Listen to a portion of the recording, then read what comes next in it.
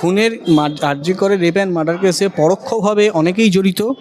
এটা organised crime এবং organised crime হয়ে সঞ্জয়কে বলির বকরা করা হয়েছে। সঞ্জয়, আমি আগের থেকে প্রথম দিন থেকে একই কথা বলছি, সঞ্জয় জড়িত, কিন্তু সঞ্জয় সবটা জানে না, সঞ্জয় কিংপিন না, সেটা আজকে প্রমাণিত।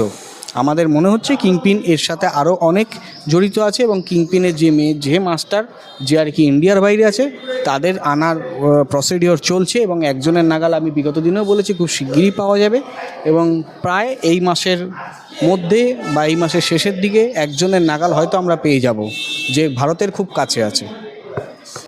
আজকে আরজি কর মামলার শুনানি ছিল হাইকোর্টে, কি হলো আজকের মামলায় আমরা একটু জানি। বেসিক্যালি আরজি কর মামলার আজকে যে হিয়ারিংটা ছিল, সেই আরজি কর মামলার হিয়ারিংয়ে আমরা দেখলাম নির্লজ্জের মতো রাজ্য সরকারের তরফ থেকে, যেটা যদিও উচিত না, এটা পরিষ্কার হয়ে গেল যে করাপশানের সাথে যুক্ত রাজ্য সরকার প্রত্যক্ষ এবং পরোক্ষভাবেই।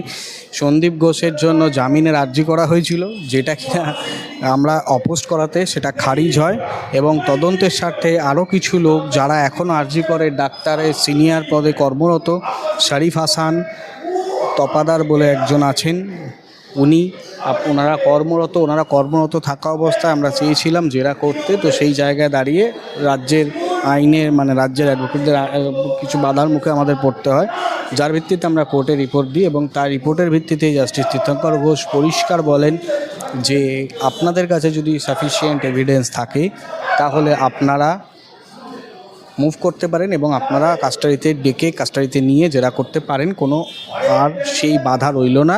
যেখানে ওনাদের তরফ থেকে বলেছিল জেরা করতে হলে আমাদের শারীরিক অবস্থা অবনতি হতে পারে, যার ভিত্তিতে আমাদের আশঙ্কা করছি আমরা, এবং ডক্টর একটা রিপোর্ট দিয়েছিল যার ভিত্তিতে ওনারা বলেছিলেন যে যদি জেরা করতে হয় তাহলে হসপিটাল অথবা বাড়িতে জেরা করা যাবে। যেখানে আমরা বলেছিলাম যে আমাদের দপ্তরে এসে আমাদের দপ্তরে আসতে হবে, জেরার উত্তর সেরার সামনে বসতে হবে বা অফিসারদের প্রশ্নের সামনে বসতে হবে, সেটা তারা আজকে সেই বাধাটা রইল না। আমরা এবার আমাদের মতো করে এগোতে পারি।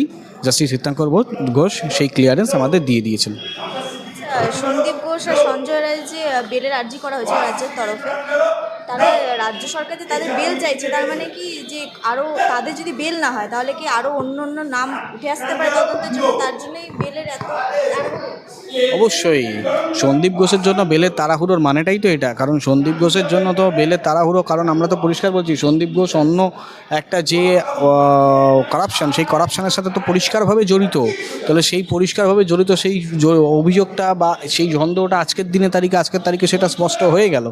এটা পরিষ্কার যে সন্দীপ ঘোষের সাথে রাজ্য সরকারের সুসম্পর্ক আছে এবং সেই সুসম্পর্ক আছে বলেই রাজ্য সরকার তড়িঘড়ি, যখন সন্দীপ ঘোষকে কাস্টাডিতে না হয়, তড়িঘড়ি কিন্তু সাসপেন্ড করেনি, অনেক দিন পরে মেডিকেল কাউন্সিল এবং তারও অনেক পরে ডাক্তারের জায়গা থেকে তাকে সাসপেন্ড বা টার্মিনেট করা হয়, সেটা অনেক দিন পরে, সাথে সাথে হয়নি। এর থেকে তো পরিষ্কার বোঝা যায় রাজ্য সরকার চেয়েছিল, তাকে ছাড়ানোর চেষ্টা করেছিল এবং বকলমে সেই ছাড়ানোর চেষ্টা যে করেছে তার সবথেকে বড় প্রমাণ আজকের এই বেলের জন্য আবেদন করা। তো এই যে ঘটনাটা ঘটলো, এই বেলের বিষয়টা, যে রাজ্য সরকারের রাজ্যের সাথে কোনো রকম কোনো ভালো সম্পর্ক না থাকলে এরকম ঘটনা ঘটে না যে রাজ্যের তরফ থেকে বেলের আবেদন করা হচ্ছে। তো এখনো পর্যন্ত কি কোনো রকম কোনো কানেকশন পাওয়া যাচ্ছে তদন্ত? দেখুন, যে কানেকশান পাওয়া যাচ্ছে সেটা আমরা এই মুহূর্তে পাবলিক ডোমেনে আনতে চাইছি না, তদন্ত তাতে ব্যাহত হতে পারে, কিন্তু কানেকশান তো অবশ্যই পাওয়া যাচ্ছে এবং কানেকশান অবশ্যই পাওয়া গেছে। এবং তার ভিত্তিতে আগে যে শম্পা দাস বলে যে মেয়েটি, যে নার্স ছিলেন, ওনার মোবাইলে যে ভিডিওটা ছিল এবং সেই ভিডিওটা কে ডিলিট করতে বলেছে এবং কার নির্দেশে কার নির্দেশে ডিলিট করা হয়েছে সেটা পরিষ্কার আজকের দিনে কোর্টে অন রেকর্ডেড, এবং সেই তার ভিত্তিতে তার স্টেটমেন্ট কোর্টে রেকর্ড করা হয়েছে এবং সেই ভিডিও রিকভারিও ডেটা রিকভার করেছে, তার যে রিপোর্ট সেই রিপোর্টও কোর্টে প্লেস করা হয়েছে। এটা আজকের দিনে পরিষ্কার যে রাজ্য সরকারের প্রত্যক্ষ ও পরোক্ষ মদতে একটা রেপ অ্যান্ড মার্ডারের পরও সেটাকে ধামাচাপা দেওয়ার চেষ্টা করা হয়েছে। আমরা বিগত দিনেও দেখেছি রাজ্য সরকার যখনই ধামাচাপা দিতে চায় তখনই সব কিছু পুড়িয়ে দেয়, যেমন বডিটাকে পুড়িয়ে দেওয়া হয়েছে অভয়ের, এবং আরও অনেক ক্ষেত্রে কিছু জিনিস আমরা দেখেছি বার্ন করে দেয়, বার্ন হয়ে গেলে সেটার কোনো এভিডেন্স থাকে না, তার ভিত্তিতে তারা বার্ন করে দিয়েছে। এটা পরিষ্কার আজকের দিনে সবটাই। লাস্ট টাইম আমরা দেখেছিলাম যে গণধর্ষণে ধর্ষণ, তো সঞ্জয় রায় ছাড়া কি এখনো পর্যন্ত খুনের মামলায় এখনো পর্যন্ত কাউকে কোনো রকম কেউ সন্দেহ করা হয়েছে? কারণ খুনের আরজি করে রেপ অ্যান্ড মার্ডার কেসে পরোক্ষভাবে অনেকেই জড়িত।